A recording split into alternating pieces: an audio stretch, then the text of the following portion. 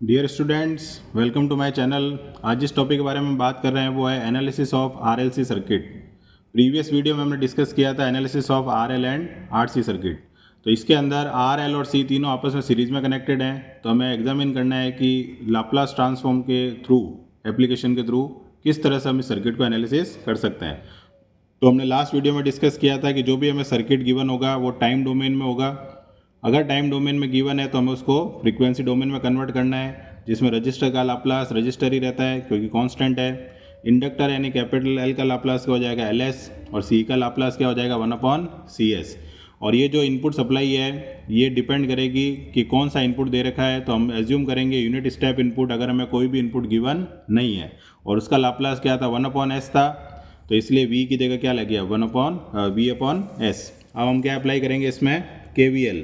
तो KVL अगर apply करते हैं तो -V/S plus RIS plus LSIS plus 1/CS into IS that will be equal to 0।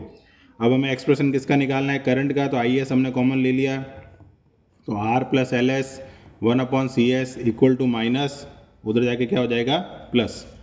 तो IS एलसीएम क्या आएगा इसका CS, तो ये क्या हो जाएगा RCS, ये क्या हो जाएगा L और C और S स्क्वायर, और यहाँ क्या हो जाएगा 1 इक्वल टू V/S। S क्या हो गया कैंसिल आउट।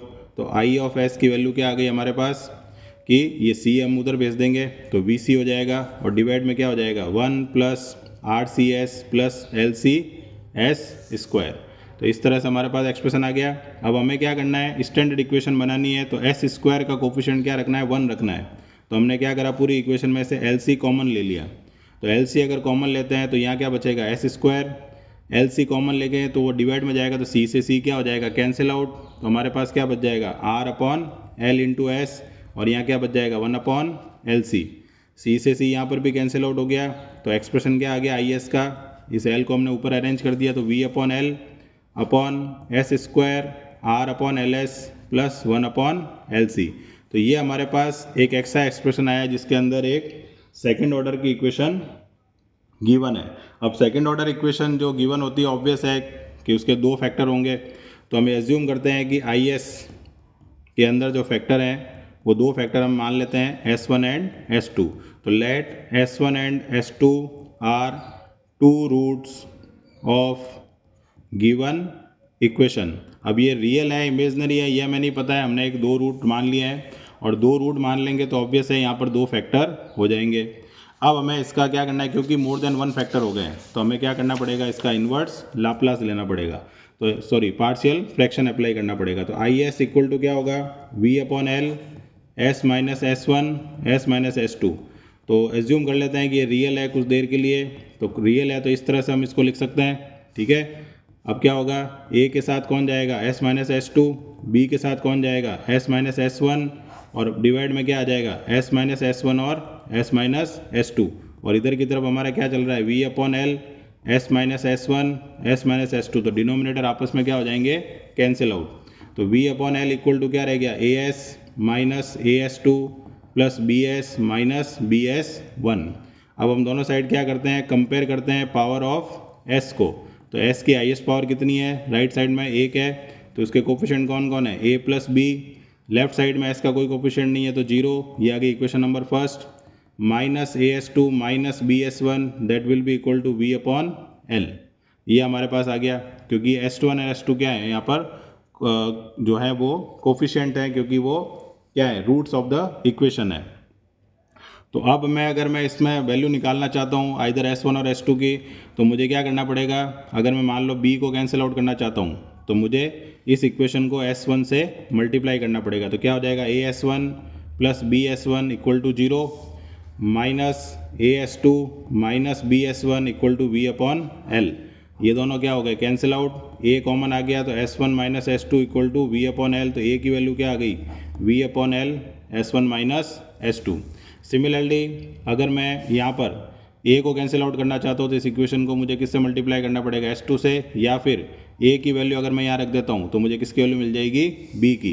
तो A plus B equal to हमारे पास 0 है, उसके अंदर हमने A की वैल्यू रख दी प्लस बी इक्वल टू 0, तो बी की वैल्यू क्या आ जाएगी हमारे पास, ये उधर जाएगा तो minus V upon L S1 minus S2। तो इस तरह से हमें ए भी मिल गया और बी भी मिल गया। तो ए और बी मिलने के बाद में हम क्या करेंगे, हमारे पास जो एक्सप्रेशन था आई एस का, आई ऑफ एस इक्वल टू, ठीक है, जो हमने लिखा था ए अपॉन और बी अपॉन, ये वाला जो एक्सप्रेशन था हमारे पास ए अपॉन और बी अपॉन, इसमें हम वैल्यू पुट कर देंगे। तो हमारे पास क्या वैल्यू आ जाएगी, V upon L S1 minus S2 1 upon S minus S1 minus V upon L S1 minus S2 और मल्टीप्लाई में क्या आ जाएगा अपने पास 1 अपॉन एस माइनस S2। तो इन दोनों जो फैक्टर आए हमारे पास, इन दोनों में क्या कॉमन है कि v upon L S1 minus S2 common है। तो ब्रैकेट में क्या रह जाएगा 1 upon S minus S1 minus 1 upon S minus S2, ठीक है, ये आ जाएगी आई एस की वैल्यू।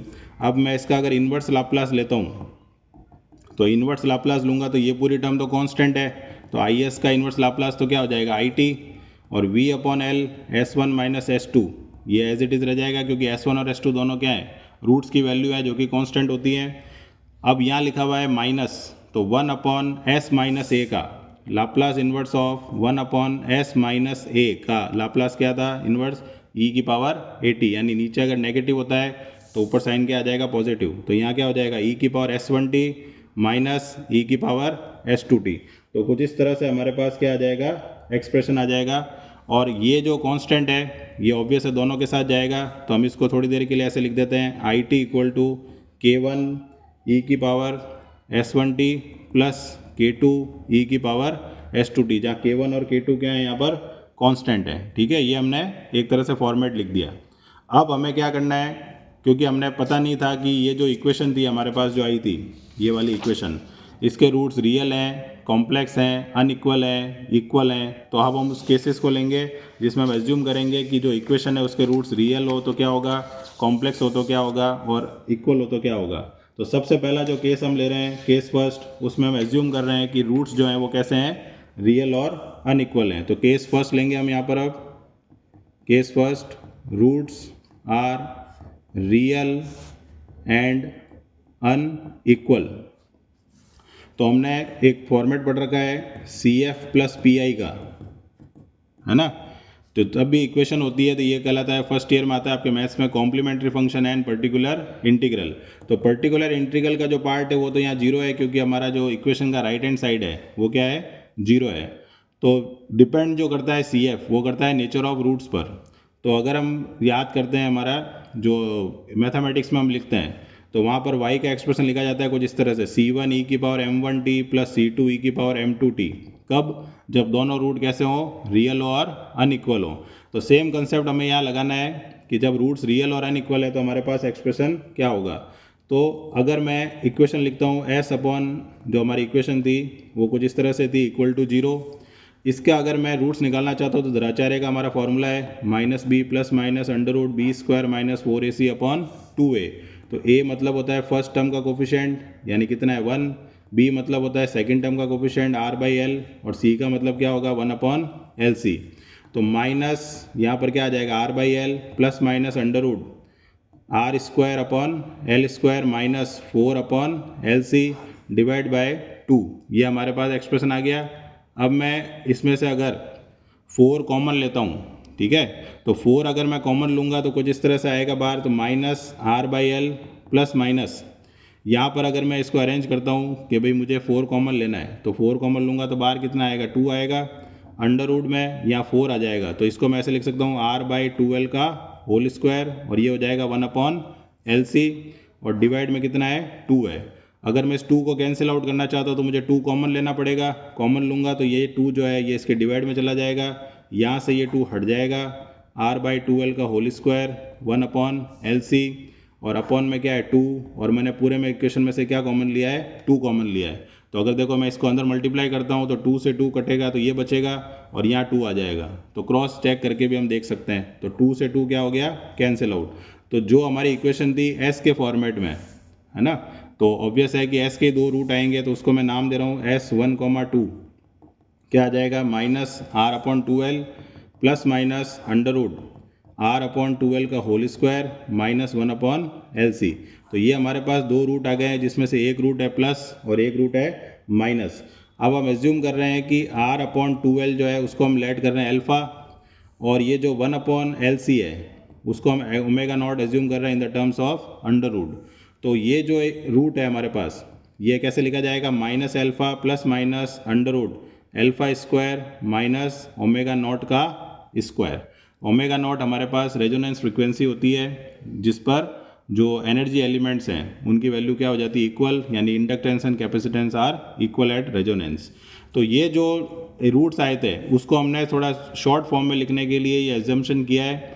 तो ये जो हमारे रूट आए हैं उसके अंदर अगर मैं यहाँ माइनस कॉमन लेता हूँ फॉर एग्जांपल, तो माइनस कॉमन लूँगा तो अंडर रूट -1 क्या होता है, आयोटा होता है। तो इलेक्ट्रिकल इलेक्ट्रॉनिक्स में हम उसको क्या लिखते हैं, जे और omega naught square minus alpha square.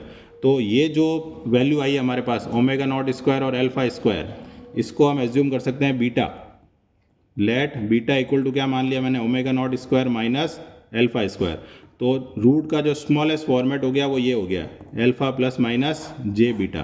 तो अगर मैं इमेजनरी रूट लूँगा तो मैं कुछ इस फॉर्मेट में लूँगा, और रियल रूट लूँगा तो उसके केस में मुझे यहाँ पर एजम्पशन देना पड़ेगा।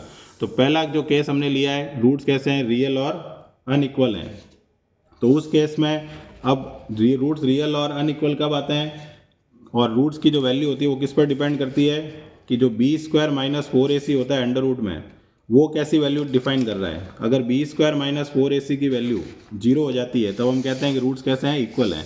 तो पहला जो केस है उसके लिए हमारा एजम्पशन क्या होगा कि R/2L will be greater than 1/√LC। तो एंटायर वैल्यू जो है वो देखो इस पैरामीटर पर डिपेंड करेगी, जो बी स्क्वायर माइनस 4AC है अपना, ये वैल्यू किसकी है, बी स्क्वायर माइनस 4AC की अंडर रूट में, ठीक है। तो उसी केस को हमें लेना है कि एक बार हमने एज्यूम किया कि R/2L अगर 1/LC से बड़ा होगा तो ऑब्वियस है ये वैल्यू बड़ी है, ये वैल्यू छोटी है, तो अंडर रूट में पॉजिटिव नंबर आएगा, और पॉजिटिव नंबर आएगा तो कोई ना कोई वैल्यू तो वहाँ पर रियल होगी होगी। और क्योंकि आगे इसके लगा होता है प्लस माइनस, तो एक वैल्यू प्लस की होगी और एक वैल्यू माइनस की होगी। तो प्लस और माइनस अगर आएंगे तो रूट्स कैसे हो जाएंगे, रियल और अनइक्वल। तो अब मैं R/2L को अगर लेता हूँ तो ऑब्वियस है कि IT का जो एक्सप्रेशन होगा वो हम इस तरह से लिख सकते हैं, पहला फैक्टर प्लस दूसरा फैक्टर जो कि हमने बात करी थी CF की, कि अगर मेरे पास दो रूट है M1 M2 तो मैं इसको ऐसे लिख सकता हूँ M1 और M2 की तरह। केस सेकंड जो लेंगे हम वो क्या लेंगे कि रूट्स हमारे कैसे हो गए, रियल हो गए लेकिन इक्वल हो गए। तो इक्वल और रियल रूट कब होंगे, जब R/2L की वैल्यू 1/√LC के क्या हो जाएगी, बराबर हो जाएगी, यानी अल्फा बराबर क्या हो जाएगा, एक तरह से ओमेगा नॉट हो जाएगा। और इस तरह का केस अगर आता है तो CF की अगर हम बात करते हैं और हमारे पास एक रूट अगर रिपीटेड आता था तो हम कैसे लिखते थे, C1 plus C2t into e⁻mt, जहाँ m कैसा रूट होता था, जो कि सेम होता था। तो इस तरह का फॉर्मेट था।